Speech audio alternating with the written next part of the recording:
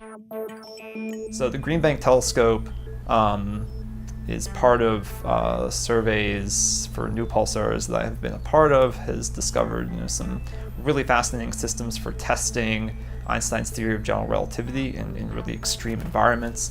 Discovered the first stellar triple system with a pulsar. So this is a pulsar, again, one of these sort of astrophysical lighthouses that rotates with the precision of an atomic clock, that's in a system with two other stars that are all sort of orbiting each other and gravitationally attracted to each other, which is a really cool physics laboratory.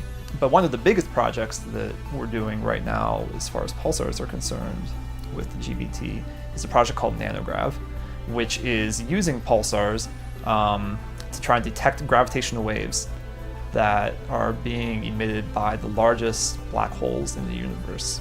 So a pulsar is actually the remains of a dead star that was more massive than our sun, but not massive enough to form a black hole.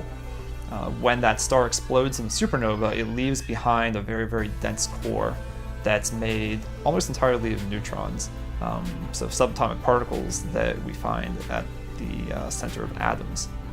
And pulsars are some of the most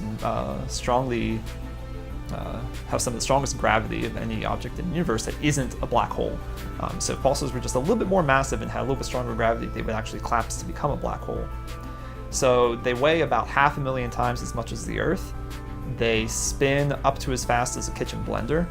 They're only about as big as a large city, so the density is equivalent to having all 7 billion people on Earth squeezed into the size of a sugar cube. And they have the strongest magnetic fields in nature that we know about. And all of these things combine to make them really extreme environments. There are conditions there that we could not recreate in a laboratory on the Earth, and we wouldn't want to because it would kill us. So it's good that we have these tools out there in space and the galaxy that we can use to study the most extreme physics in the universe with incredibly high precision because of this almost clock-like nature, the way they rotate, and the pulses that we see from them in radio waves can be treated almost like the ticks of a clock, but they're extremely, extremely accurate clocks, almost as accurate as an atomic clock. So the gravity around pulsars is so strong that we often really have to take into account the predictions of Einstein's theory of general relativity and the effects of general relativity. So we can use pulsars to test whether or not Einstein's predictions are accurate, and so far they've always passed every test that we've put them through.